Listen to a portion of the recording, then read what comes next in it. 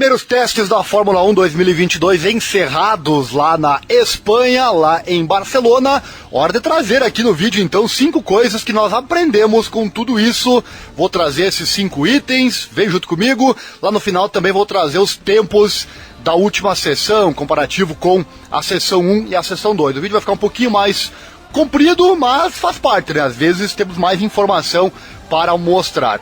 Dizer também, quero mandar um abraço aqui ao grupo que eu participo lá no Facebook, o F1 Brasil Racers, convidar você a participar deste grupo. Quem me ajuda, eu também ajudo, é assim que funciona, ajuda mútua aqui na internet. Bom, sem mais delongas, convidar para o like, como de costume, deixa o like, se inscreva, aquela coisa toda, assim você não perde nada, que tem vídeo todo dia sobre a F1 para você, e lá em março estaremos transmitindo ao vivo aqui no canal os treinos e também as corridas. Bom, dado que a Red Bull e a Mercedes permanecem travadas em uma batalha pelo título ao longo de 2021, talvez não seja surpresa que nenhuma das duas equipes pareça completamente segura ao longo dos 3 dias em Barcelona, ao contrário da Ferrari e da McLaren. De fato, a escuderia foi metronômica, pois Charles Leclerc e o Carlos Sainz mantiveram consistentemente o F175 na ponta ou perto da ponta afiada das telas de cronometragem. Não só o ritmo foi bom, mas a sua confiabilidade também foi notável, com a equipe fazendo a maior quilometragem. Fez 439 voltas de todo o grid ao longo do teste. E aqui cabe um comentário, né? Os tempos é o que menos interessa, mesmo o fechamento, né? Hamilton ficou em primeiro, já vou aqui antecipando, lá no final do vídeo vou trazer os tempos completos para você, mas os tempos é o que menos interessa, né? Porque o que vale realmente é fazer quilometragem e testar o carro. Essa é hora para testar e não para ganhar do adversário no quesito tempo final. Claro que o tempo é bom, é importante também, mas não é o item mais importante. E a McLaren também não estava longe. Lando Norris estabeleceu o ritmo do dia de abertura, enquanto Daniel Ricciardo também se ajustou ao MCL 36 com desenvoltura na quinta-feira, por ser o mais rápido durante a sessão da manhã. Que bom, né, poder ver, enfim, os novíssimos carros da Fórmula 1 na pista. Embora a Red Bull e a Mercedes tenham aumentado o ritmo no último dia, ambas as equipes encontraram problemas de confiabilidade que comprometeram seus testes. Aí que eu falo, né, a Mercedes foi a mais rápida e mesmo assim teve problemas. É aí que eu digo, não é o tempo que interessa, né? O mais leigo pode pensar que sim. Sérgio Pérez teve problemas na caixa de câmbio na quinta-feira, enquanto Lewis Hamilton sofreu uma falha no sensor que arruinou sua manhã no mesmo dia. Aí você imagina começar a temporada lá no Bahrein, o Hamilton vem com o tempo mais rápido nos treinos, chega lá e o carro dá problema. E aí? Qual é o valor que teve a volta mais rápida dos treinos? Nenhum. Exatamente, nenhum valor teve se o seu carro não estiver confiável e rápido quando iniciar de verdade a Fórmula 1. Certamente o ritmo das duas equipes mais históricas da F1 chamou a atenção do George Russell, que disse: eles, né, se referindo a McLaren e Ferrari, parecem ter as coisas sob controle e estão no topo de tudo. Eles parecem muito fortes, com pouco combustível, alto combustível e com o gerenciamento de pneus. Quem sabe? Todos nós sabemos que estamos em programas diferentes, mas definitivamente sabemos, pela média de todas as corridas diferentes, que estamos atrás deles nesse momento. Fecha aspas. Esse então é o primeiro item que eu trago aqui do que aprendemos nos testes. Ferrari e McLaren mostram-se como promessas inicialmente, estão à frente dos adversários. Segundo item, os engenheiros da Fórmula 1 são incrivelmente talentosos. Dado que a F1 está entrando em uma nova era técnica revolucionária, seria perdoado pensar que o teste de Barcelona estaria repleto de falhas mecânicas e problemas constantes nos carros. Mas, surpreendentemente, a bandeira vermelha permaneceu ausente no primeiro dia de testes da pré-temporada, sem que uma única paralisação na pista interrompesse o fluxo do dia. Embora a Haas e a Alfa Romeo tenham encontrado alguns problemas com seus pisos, é uma prova do talento de engenheiros e da força de cada equipe que, apesar das maiores mudanças de carro em um ano desde o final de 2008, os carros funcionaram como um reloginho.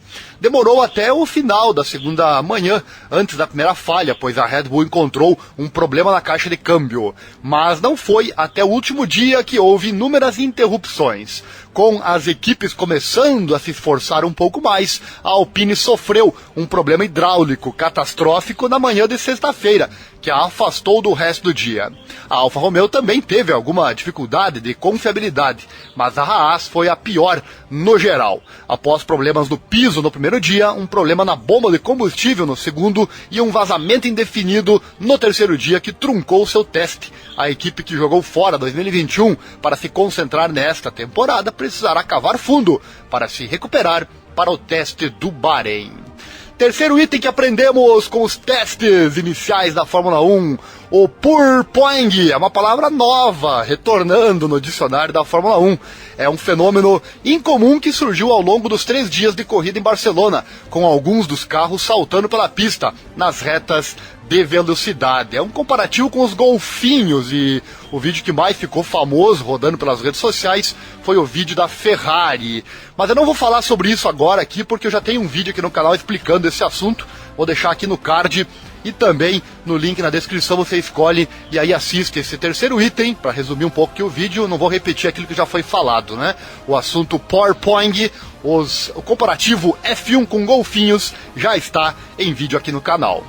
Quarto item que aprendemos com os testes da Fórmula 1, apesar disso tudo, ultrapassar pareceu ser mais fácil. Que legal isso aqui, talvez o item mais importante da Fórmula 1 2022, porque a mudança toda que estamos vendo e que aconteceu, teve por objetivo principal esse, facilitar as ultrapassagens. E o teste decisivo dos novos regulamentos é se os carros de 2022 podem se seguir mais de perto e, por sua vez, encontrar mais oportunidades de ultrapassagem. Após os 3 dias em Barcelona, o consenso parece ser que a quantidade de turbulência que sai de um carro na frente é significativamente reduzida, embora não erradicada totalmente. Prometia-se uma porcentagem bem próxima a 100% de melhoria nessa questão do ar sujo que vem do carro da frente e que nos carros anteriores tornava em muitas pistas praticamente impossível você seguir de forma próxima o carro da frente. E aqui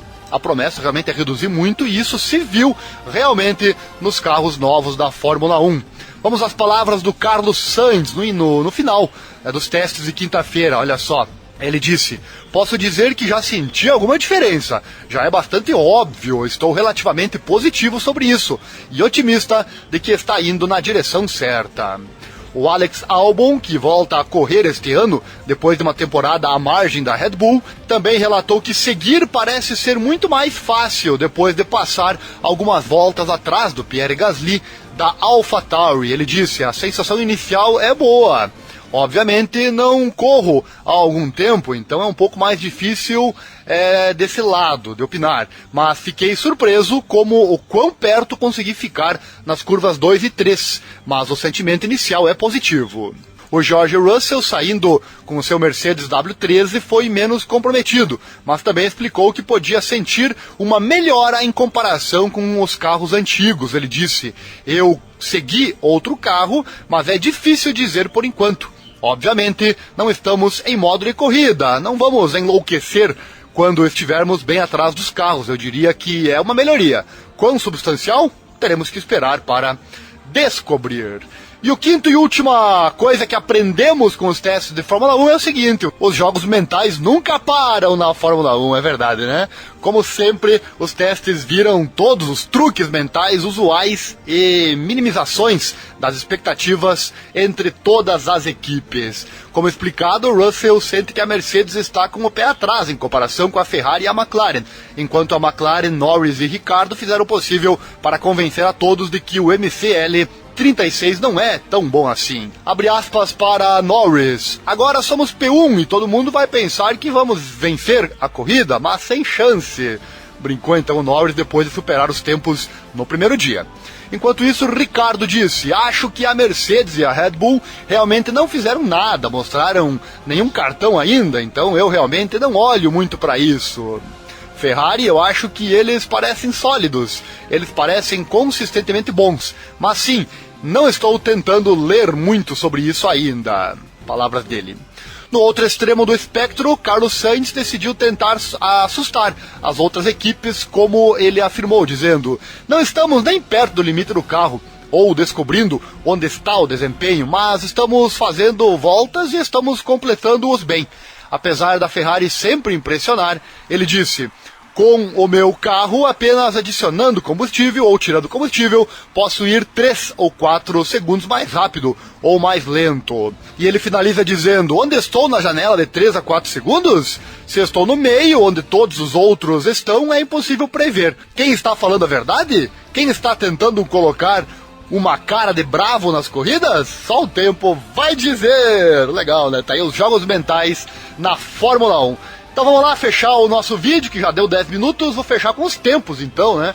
Os tempos, que como eu disse lá no começo, é o que menos interessa, mas é o que mais audiência dá, né? Infelizmente o povo é assim, o brasileiro é assim, né? Ele gosta da parte emocionante, que é o pega entre os carros, né? Vamos lá então, os tempos com relação ao teste 1, teste 2 e também o teste 3. No final vou dizer por quê.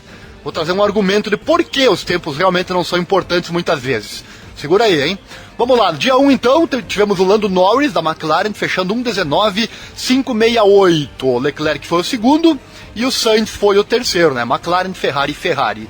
No dia 2, o Leclerc foi o primeiro com a Ferrari, 1:19.689. Foi 1/10 de segundo mais lento que o tempo do Lando Norris lá no dia 1. O tempo 2 foi do Pierre Gasly, 1:19.918. E o tempo 3, Daniel Ricciardo com a McLaren, fechou 1:20.288.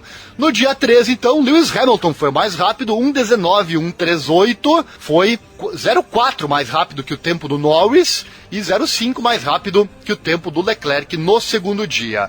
O segundo no terceiro dia foi o George Russell, aí então a Mercedes dominando em quesito tempo. 1:19.233 fechou o Russell, os dois com um tempo bem parecido, né? Hamilton fez 94 voltas, enquanto que o Russell fez 66 voltas.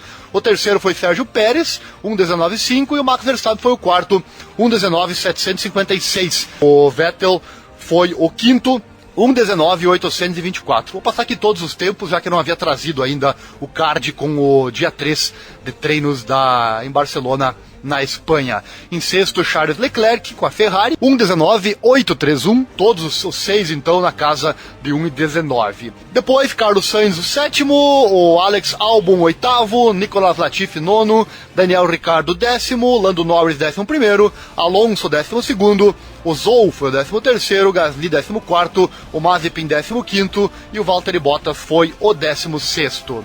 Aqui o motivo de por que você não deve se importar tanto com os tempos agora nos testes pré-temporada. O mesmo acontece no P1, P2, P3 ou TL1, treino livre 1, 2 e 3 antes das corridas e antes da qualificação. Aquilo ali é para testar o carro e deixá-lo apto à qualificação e depois a corrida que vem na sequência. Mesma coisa aqui. Olha só esse gráfico que eu trago para você. Hamilton então foi o primeiro, né? 1:19.138. Ele fez 94 voltas com a sua Mercedes.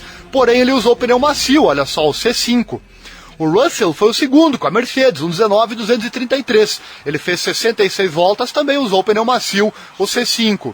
O Pérez com a Red Bull foi o terceiro colocado, 1:19.556. Fez 74 voltas e usou o pneu C4, também o pneu macio. Verstappen, olha só, foi o quarto colocado com a Red Bull, 1:19.756. Fez 0,6 mais lento que a Mercedes do Hamilton. Porém, olha o pneu dele aí, pneu C3, pneu médio usou o Verstappen. E se ele tivesse colocado o pneu macio? É um EC. Não dá para saber o que aconteceria se ele colocasse o pneu macio. Certamente, em teoria, o pneu macio é mais aderente, teria um tempo melhor, mas é em teoria, não sabemos por que ele não colocou. Ele fez testes, enfim, preferiu testar com o médio e não colocar o macio, talvez esteja escondendo o jogo, isso existe muito, porque se você entrega o jogo aqui nos testes, os adversários têm tempo para melhorarem, para vencer a sua qualidade máxima. Então tem isso também, o jogo mental, que eu já falei antes, enfim.